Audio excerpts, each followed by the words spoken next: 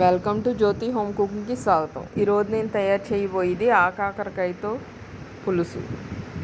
దీనికి నేను ఒక పావు కేజీ దాకా ఆకాకరకాయని తీసుకున్నాను. వీటిని కొన్ని చోట్ల బొడకాకరకాయలని కూడా అంటారు. ఇది చేదు అనేది ఉండదు. ఈ వర్షాకాలంలోనే ఎక్కువగా దొరుకుతాయి.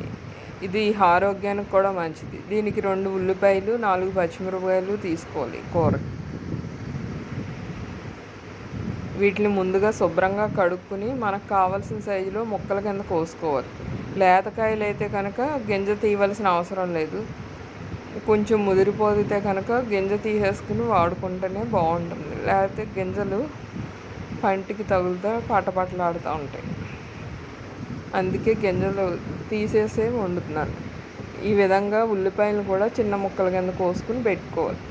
4 పచ్చిమిరపకాయలు కూడా చీరుకుని పెట్టుకోవాలి. కొంచెం పసుపు, 1½ టేబుల్ స్పూన్ దాకా ఉప్పు, కళ్ళు, 1 టేబుల్ స్పూన్ కారం, 4 టేబుల్ స్పూన్స్ ఆయిల్, అల్లం వెల్లుల్లి పేస్ట్ 1 టేబుల్ స్పూన్, చిన్న నిమ్మకాయ అంత సైజు చింతపండు కడుక్కుని ముందుగా నానబెట్టుకోవాలి. వాటర్ పోసుకుని తాలింపుకి ఎండుమిర్చి, కరివేపాకు, వెల్లుల్లి చెదగొట్టుకున్నవి, కొంచెం జీలకర్ర, ఆవాలు, మినప్పప్పు, ఇష్టమైతే మెంతులు కూడా వేసుకోవచ్చు. ఇవి నూలు డ్రై రోస్ట్ చేసి పెట్టుకున్నవి. ఒక పావు స్పూను గసగసాలు, పావు స్పూన్ సోంపు, చిన్నవి 2 దాల్చిన చెక్క ముక్కలు, 6 లవంగాలు, 2 యాలకులు, ధనియాలు, జీలకర్ర పొడి కొంచెం, ఇవన్నీ కలిపి మెత్తగా పొడి కింద చేసుకుని పక్కకు పెట్టుకోవాలి.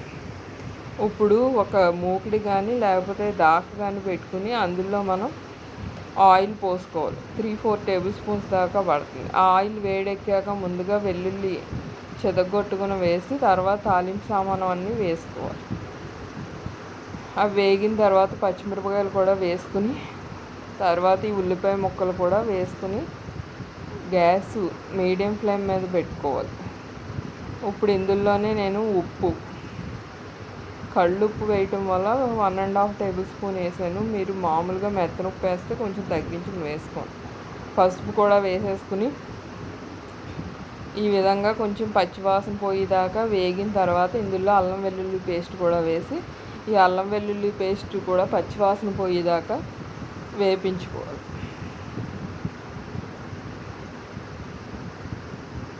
ఈ విధంగా ఉల్లిపాయ కలర్ మారి ఈ విధంగా వేగితే కూర కూడా టేస్ట్ అనేది బాగుంటుంది. ఇప్పుడు మనం ముందుగా కోసి పెట్టుకున్న ఈ ఆకాకరకాయ ముక్కలను కూడా వేసుకోవాలి. ఈ ముక్కలు అనేవి మీరు చిన్నవి కోసుకున్నా ఇంకా కొంచెం పెద్ద ముక్కలు కోసుకున్నా మీరు తినే ఓపికని బట్టి చూసుకుని కోసుకోవచ్చు. ఇప్పుడు వీటిని ఈ మీడియం ఫ్లేమ్ మీదే సన్నంగా ఒక 10 నిమిషాలు మగ్గించుకోవాలి మూత వేసుకుని. అప్పుడు ముక్క బాగా మగ్గి బాగుంటుంది. ఇప్పుడు ఇందులోనే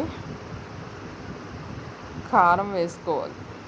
నేను 1 టేబుల్ స్పూన్ కారం వేసాను. మీరు పచ్చిమిరపకాయలు తగ్గించుకుంటే కనుక కారం కొంచెం ఎక్కువ వేసుకోండి.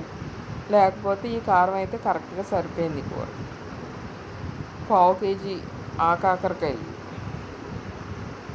ఈ విధంగా ఒకసారి కలిపేసుకుని తర్వాత మనం ముందుగా తయారు చేసుకున్న నువ్వులు, ధనియాలు, జీలకర్ర పొడి కూడా వేసేసుకుని ఇది కూడా ఒకసారి మొత్తం కలుపుకోవాలి. కలుపుకున్న తర్వాత ఈలోపు చింతపండు రసాన్ని తీసుకుని ఈ విధంగా పోసుకోవాలి. ఇంకా కొంచెం అవసరమైతే వాటర్ కూడా పోసుకోవచ్చు. దీన్ని ఒకసారి హై ఫ్లేమ్ మీద పెట్టి బాగా ఉడుకు పట్టిన తర్వాత మీడియం ఫ్లేమ్ మీదకి పెట్టేసుకుని సన్న సెగ మీద ఒక 10 నిమిషాలు ఉడికించుకుంటే కూర దగ్గరికి వస్తుంది. ఈ కూర మీకు చపాతీలోకైనా రైస్లోకైనా బాగుంటుంది. ఇది మన హెల్త్కి కూడా చాలా మంచిది. ఇలా దగ్గరికి వచ్చేదాకా కూరని ఉడికించుకోవాలి. ఈ ఆకాకరకాయతో ఏపుడు, ఇగురు, ఇలా పులుసు కింద ఎలా చేసుకున్నా సరే బాగుంటుంది. ఇది చేదు ఉండడం వల్ల ఎవరైనా తినగలుగుతారు. లాస్ట్లో ఇష్టమైతే కొంచెం కొత్తిమీర కూడా వేసుకోవచ్చు. ఆకాకరకాయ పులుసు రెడీ అయింది.